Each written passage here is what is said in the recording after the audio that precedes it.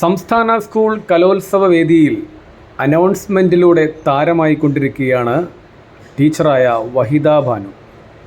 ചേർപ്പ് സ്കൂളിലെ ടീച്ചറായ വഹിദ കലോത്സവത്തിൻ്റെ ആദ്യ ദിവസം മുതൽ തന്നെ ഭക്ഷണശാലയിലെ അനൗൺസ്മെൻറ്റ് വേദിയിൽ വളരെ സജീവമാണ്. ഓരോ കൗണ്ടറുകളിലും ഭക്ഷണം സജ്ജമായി കഴിഞ്ഞത് മൈക്ക് പോയിന്റിൽ കൃത്യമായി അറിയിക്കണമെന്ന് ഓർമ്മിപ്പിക്കുന്നു. സെക്യൂരിറ്റി ഓഫീസേഴ്സ് ശ്രദ്ധിക്കുക. വാഷിംഗ് ഏരിയയിൽ നിന്നും ആരെയും ഭക്ഷണ ഹാളിലേക്ക് കടത്തിവിടാതിരിക്കാൻ മൈക്ക് പോയിന്റിൽ റിപ്പോർട്ട് ചെയ്യുകയാണെങ്കിൽ ക്യൂ നിൽക്കുന്ന വിദ്യാർത്ഥികൾക്ക് അറിയിപ്പ് നൽകാൻ എളുപ്പമായിരിക്കും. മുഖ്യ കവാടത്തിലൂടെ കൂപ്പൺ ഉപയോഗിച്ച് മാത്രം ഭക്ഷണശാലയിലേക്ക് പ്രവേശിക്കണമെന്ന് ഒരിക്കൽ കൂടി സ്നേഹപൂർവ്വം ഓർമ്മിപ്പിക്കുന്നു.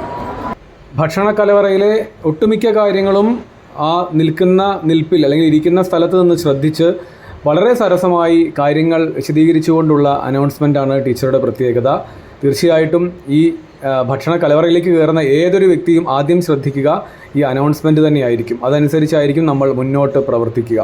തീർച്ചയായിട്ടും ഇത്തരമൊരു കാഴ്ച നിങ്ങളിലേക്ക് എത്തിക്കാൻ സാധിച്ചതിൽ ഒരുപാട് സന്തോഷം.